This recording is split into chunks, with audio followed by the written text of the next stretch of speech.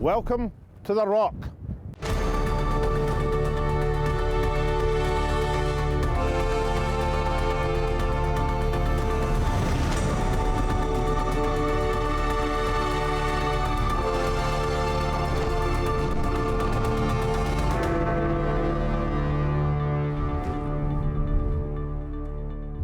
The Alex Salmond Show is here in Gibraltar to look at how the fundamental change of Brexit is affecting the local economy. 2 years ago, the people of Gibraltar were in mourning. They voted 96% to remain, but the UK as a whole voted for Brexit. 2 years later, it seems that the winds are blowing the economic uncertainty away from the Rock, just as the fog of Brexit descends ever thicker in Britain. In this series of programmes, we look at the politics, the economy, and the people of this famous fortress of Gibraltar. But first, your tweets, your messages and your emails, and thank you all so much, those of you who messaged us thanking us for the Ramadan and Eid special that we put on, and for your lovely messages of Eid Mubarak too. First of all, Easy on the Brain said, great show with wide open perspectives on everything. You keep making them and I'll keep watching them. San Fran says, a great and timely edition of the Alex Salmond Show, a special feature on Ramadan and the festival of Eid. Lynn Finlayson says, great show today. Look forward to your show every week, Alex and Tasmina. Sarah Alba. Thanks very much, Lynn. Hanan says, many thanks, Mr. Salmond, for a lovely Eid gift. Was so beautiful programme on RT. Wish you the best. And finally from Shahab Khan, who messaged us from Pakistan. Nice show. Happy to see Tasmina after a long time. Well, you keep tuning in, Shahab. It's really nice to hear that you're watching the show. Now back to Alex, who's speaking to leading lawyer Gemma Vasquez, who led the successful Remain campaign in Gibraltar to an overwhelming victory. Now, Gemma, you were very much the public face of the referendum campaign in Gibraltar, but what's women's representation like more broadly in business and politics here in the Rock? Well, we have dinners here, the Chamber of Commerce and the Federation, and women have always been quite underrepresented at these dinners. In fact, a question was raised at the last Chamber dinner specifically on this subject. But I think, that there's always room for improvement. We are improving it slowly but surely. So we're starting to see, we've got a managing partner of one of the top accountancy practices now that's female. Mm-hmm. We've got, we're seeing the improvement happening organically, as it were. Good. Gemma Vasquez, you led the Remain campaign here in Gibraltar, and you got 96% of the vote, which is 50% more than I got for independence in Scotland. That must have been a really satisfactory result. It was really satisfactory. It was a great result for about 2 seconds before we heard the rest of the results in the UK. So yes, we won the battle, lost the war. But throughout the campaign, we also had the Spanish Foreign Minister up in the ante and telling us what it was that would happen if the UK decided to leave the EU. So he almost assisted us in our campaign to that 96%. So, I mean, the day after, when you realised as a whole that the UK had voted 52-48 to Brexit, it must have been like a funeral in Gibraltar. It must have been a real sense of loss. It was. It was a day when everyone in Gibraltar, you walked up and down Main Street, which is our principal road here, and you just felt it in the air. There was an air of despondency. People were deeply saddened. But the irony, to a certain extent, is that the people that were most affected were the Spanish workers who work in Gibraltar. And that's because, bear in mind that they've already had a situation where the frontier closed and they lost their jobs. So they were very worried about what this could mean. And what year was that? That was in 69. So the frontier closed in 69. General Franco's. General Franco, and it opened in 82. So it opened in the year I was born. So I've never lived in a Gibraltar with the frontier closed. But these workers, many of whom have either worked through it themselves or have family that had worked through it themselves, they were extremely concerned about their family's income. And 2 years later, did you imagine that you'd still be in a position of fundamental uncertainty about what the future holds? No. If I'm honest, sometimes I can't believe that the result went the way that it did. I can't believe that 2 years down the line we are still in this uncertainty that nobody knows. Nobody in Westminster knows what's going to happen. And as a result, we don't know what's going to happen. The scene in European politics just changes so frequently. The Spanish government's just changed a week ago. Nobody would have expected that. So the level of uncertainty is very worrying for businesses here in Gibraltar. And do you think that that Gibraltar features in the Foreign Office or the Brexit Department's calculations on things? Well, our government is really pulling out all the stops. They're doing everything possible to make sure that we feature. The reality is, however, and this is what we were worried about during the campaign, the reality is that with everything that's going on at the moment, with all the issues that are up in the air, Gibraltar comes fairly low down Westminster's priority list. And there is a certain sense in Gibraltar of what will happen when you hear the issues of Northern Ireland being aired frequently, but our border isn't quite up there. So there is a certain concern that we are not as high on the agenda as obviously we'd like to be. And so given that situation where fundamental uncertainty about this intensely European-orientated Gibraltar, have you looked at other possible models? I mean, couldn't Gibraltar be like Liechtenstein and find its own relationship with the European Economic Area? Well, I'm sure that the government have looked at all sorts of other options, but we are limited by the Treaty of Utrecht, which was signed in 1713. So this limits us because... This was the end of the War of the Spanish Succession, where Gibraltar fell into British hands. Exactly. And Spain has the right of first refusal over the territory of Gibraltar. So that is somewhat more limiting than for example, Liechtenstein and, of course, Scotland, who has the right to choose their own future. So just, and let's pursue that point for a second. I understand the point about the international Treaty of Utrecht, the foundation of Gibraltar's current status. But let's say that wasn't the case. Would such an option be attractive to people in Gibraltar if you could take away the difficulty of the international treaty, which of course is not something you can wish away? It's not something that you can just simply wipe clean. At the moment we have to face the reality that we live in. So, whereas the option has been explored previously, unfortunately the constrictions are such that there's only so far that you can explore it before the reality hits home that, we have Spain, who really is demanding Gibraltar back at every turn. So whereas you'd explore it, there's no real mileage in that. Now, Gemma, David Cameron could have done with some of your expertise in terms of how to conduct a referendum, as indeed could I. Have you managed to come up with a solution for this wider predicament as UK politics is in this kind of surreal stalemate at the present moment? Have you got the answer here in Gibraltar for the UK? I wish I did. I wish I did, but unfortunately there are so many factors in the mix, aren't there? So there's the Conservative Party itself. It's not as simple as coming up with a solution because there are so many external factors involved as well. So, as far as we're concerned in Gibraltar, we just have to make the best out of what we can. And what we were frequently asking for before, up until last May, I was chair of the Federation of Small Businesses here in Gibraltar.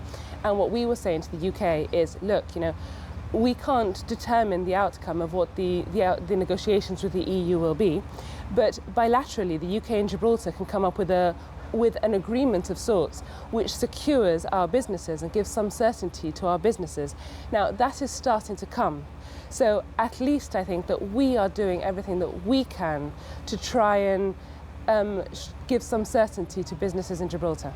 Now, when I used to dabble in economics, one way of telling whether an area was prosperous was to count the number of cranes and the amount of building work that's going on. If I did that in Gibraltar at the present moment, then you would say the Gibraltar economy looks pretty robust. So is this uncertainty about the European dimension really impacting on Gibraltar just now? I think that it's there. It's there in the background. I mean, the economy is doing better than ever. Our economy is fairly strong, but there are concerns. The gaming companies are looking at other options. And this has become a big part of the Gibraltarian economy, isn't it? It is, and we have online gaming is a big part of our economy. So the uncertainty is there bristling in the background. But yeah, as you say, the economy is strong. The number of the construction sites in Gibraltar indicates that we are a fairly robust economy. But we as Gibraltarians, and as a Gibraltarian lawyer, I have to look long term to see what's coming around the next corner. But despite the uncertainty and despite the clear threats and the looming in the horizon, would you say, Gemma, that the economy of Gibraltar, the economy of the Rock, is standing firm? Well, touch wood, so far it looks like the economy is standing firm. The economy is quite strong, and hopefully that will remain the case for many years to come. Now, I can't settle your new relationship with the European Union, but I can offer you the Alex Salmond Quake for being part of the Alex Salmond Show. Gemma, thank you so much for the interview. Thank you very much. You know the drill. Put the whiskey in the Quake and pass it around the whole of Gibraltar. That's lovely, thank you very much. A key participant in business and public affairs in Gibraltar over a number of years has been former Trade and Industry Minister Peter Montegriffo QC. Alex spoke to him about the changing relationship between Gibraltar and Spain. The border of Spain reopened after the death of Franco and coinciding with European Union entry for Spain. Very much so. Franco had died in 1975 and we had decided to join the EU with Britain in 73. When Franco died, obviously the transition to democracy in Spain was very difficult. And although there was opinion that wanted to open the frontier, especially on the left, there were the remnants of fascist opinion that resisted that. And it was Spanish accession to the EU in 85 and 86 that effectively provided the context within which normality with Gibraltar was restored. Peter Montegriffo is a former Trade and Industry Minister for Gibraltar. Tell us about how the structure of the economy has changed over the last 20 years or so. Enormously. Over the last 20, 30 years, Gibraltar has transformed itself from a place that used to rely very heavily on Ministry of Defence expenditure to a private sector economy where access to external markets is critical. Gibraltar is a service economy in financial services, in e-commerce, obviously does a lot of tourism and shipping and bunkering. So Gibraltar's transformation has been absolutely unique in the context of Southern Europe, absolutely, and transformational. It has really been a journey from a public sector dominated economy to a very entrepreneurial private sector location. And how would you assess the risks of Brexit to that now service dominated economy? The whole economic model of Gibraltar really depends historically on access to external markets and to a very great extent access to the UK and access to the rest of the EU. Of course, this doesn't just mean access in terms of services, it means access in terms of labour that comes to Gibraltar. Gibraltar is not an island. Gibraltar has a workforce that partly lives in Spain but works in Gibraltar. So the whole European Union environment, which includes freedom of movement of people and of services and of capital, has been critical to the current underpinning of Gibraltar's economy. And can you look round Europe and see a model which would work satisfactorily if in the negotiations Gibraltar could get a certain status? Is there a Liechtenstein model that would suit Gibraltar, for example? I think it's difficult to talk about specific models. Look at the difficulty the UK itself is having in terms of what model best fits. Gibraltar knows what it wants. 96% of people here voted to remain in the EU. What we would like is continued EEA membership. We would like... This is the European Economic Area. Indeed, we would like to continue to form part of the single market. We would like there to continue to be still access to those European markets. So quite how that is achieved, whether it is done as part of the UK agreement, if there is a Brexit that accommodates those matters, or in some other fashion, I think we'll have to wait and see. Our preference, our very strong preference, of course, is that whatever applies to Gibraltar will be what applies to the UK itself, and it will be on terms that will guarantee to the UK and Gibraltar access to the customs union, to the single market, and to those matters and those facilities that has made Gibraltar successful as an economy. And there'll be more from Gibraltar's former Trade and Industry Minister, Peter Montegriffo, after the break. Welcome back to the Alex Salmond Show from Gibraltar. Now, much of the debate in the UK has turned around the question of the Irish border and the possibility of some sort of customs union being a potential solution to that. But from a Gibraltar point of view, as part of the European mainland, the economic area, the single market, is of more importance than actually being in a customs union. Absolutely. Gibraltar, although we joined the EU with the UK in 1973, we were always excluded from the customs union. So we already have a border for goods, but the access to the single market in services and the freedom of movement of people is absolutely critical. Just like in the UK, you have issues with how the NHS and other sectors can be properly resourced, we have that issue here as well. So it's critical for Gibraltar, not just that the customs union issue is reserved and preserved for the UK, but for us that single market and freedom of movement of labour is in some way protected, because much of our economy depends on that fluidity. So it's a bit of an inverse relationship, isn't there? Because much of the Brexiteer argument in the United Kingdom is about restricting freedom of movement. But actually, Gibraltar and the Gibraltar economy depends on freedom of movement. That is true to a very large extent. Gibraltar is a very open place. Gibraltar has a large workforce that lives in Gibraltar and lives in Spain and travels into Gibraltar. So the current Gibraltar model thrives from freedom of movement in the way that is intended to work. Freedom of movement for workers that come to Gibraltar. They earn their keep, they pay their taxes, they pay their social security, and they contribute. I think the excesses of freedom of movement, the difficulties have arisen when there has been a lack of economic convergence, when there has been a disparity of the interest of the different countries that might have their citizens exchanging each other's labour. In the case of Gibraltar and Southern Europe, because the labour comes not just from Spain, it comes from Portugal and elsewhere, that relationship has been beneficial. Now, we're here in the sun of Gibraltar. If you're able to send a message to the UK Cabinet, to Theresa May as Prime Minister, about what would suit the interests of Gibraltar, what would it be, Peter? I think Gibraltar wants to keep close to the UK. The UK is showing a lot of support for Gibraltar. I think we're very grateful for that. As I said before, most of our work is with the UK, even in financial services and in other sectors. But we are European. Many people in Gibraltar regard being British, European, and Gibraltarian as in no way contradictory.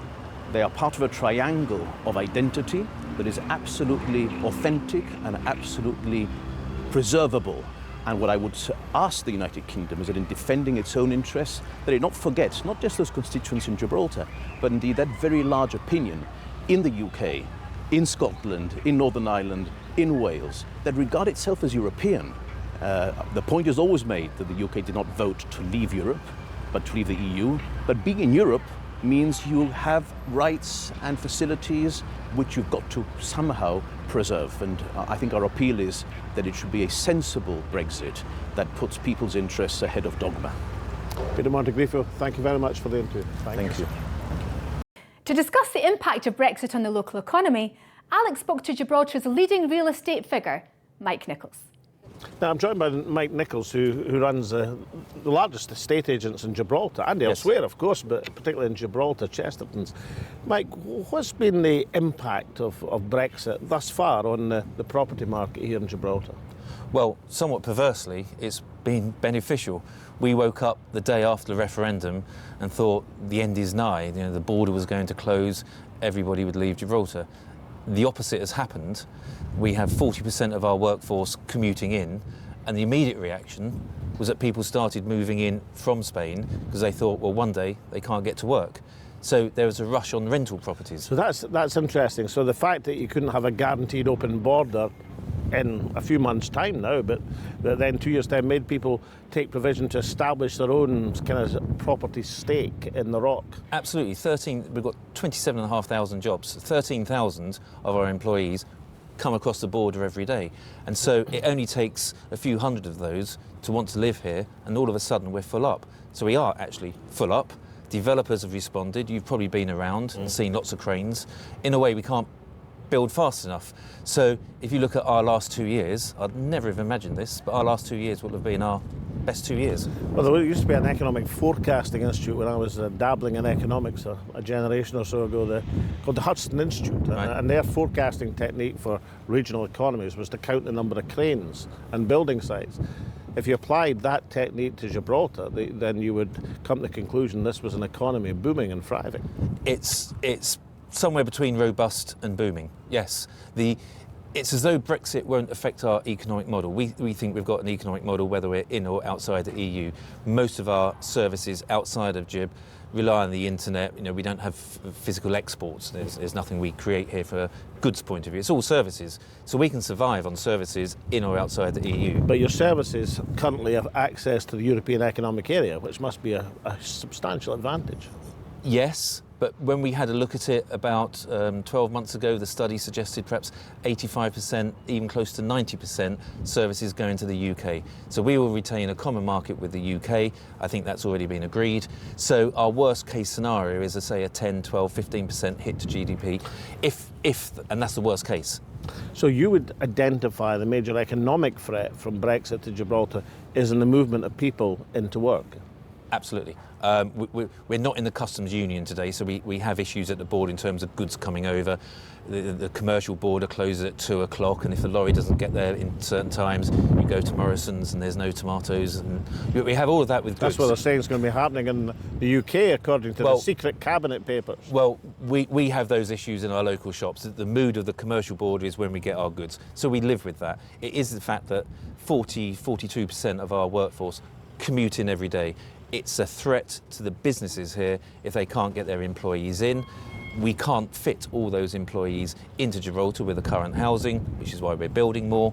And so the threat is, if Spain plays silly boys with the border, will we still be able to get in? Will those employees still be able to get in? But relocation's not an option for everyone, and it's not an easy option because you're basically exchanging a ranch in Spain for a two-bedroom flat in Gibraltar. Would that be about the price comparative? Yes, that's a good comparative. However, you'll be paying half the tax in Gibraltar and a quarter of the hassle in Gibraltar. So in Gibraltar, you send your children to school and they do O-levels or GCSEs and A-levels. We have sterling, we have our law is virtually based on UK law. It's probably 90% the same. Our high street, 50% of it is UK shops, 50% of it is local. So it's a very easy place to live if you're from the UK because you feel very comfortable here. The sun just shines a bit more. Now, tell me a bit about the transition from defence-related expenditure to the much more service-based economy Gibraltar has now. I mean, 25 years ago, the MOD owned 60% of the land in Gibraltar. Now it's 6%. Yeah. Do you think they should be getting rid of that last 6% and getting a few more houses up? No, I don't think. I mean, I've got a foot in Gibraltar and a foot in Britain. I don't think Britain should ever move away from Gibraltar. You can see how strategically located, or well located it is strategically. We go for wars over the centuries, and I think Britain needs to keep Gibraltar from a strategic point of view, but also because the people want to be British. So you think the power of Hercules is still important in these days? 100%. Tell me a bit about your personal story, because I mean, you were an expat, but you came via Spain as opposed to straight to Gibraltar, is that right? When I was first offered a job in Gibraltar, it was as a finance director of a property development company. This is what you see around here, Ocean Village. And I don't think I'd ever been to Gibraltar. So I accepted the job. This was 2002. And for me, it was just natural to live in Spain. I hadn't thought of living in Gibraltar. And we lived in Spain. We had a child, or we had our second child. And then over the years, Spain is great, but it's just quite burdensome, bit painful in terms of living there. And the more you get to know Gibraltar, the more you fall in love with it. So we took the decision 7-8 years in, we're going to move into Gibraltar. So I've lived here since, and I love it.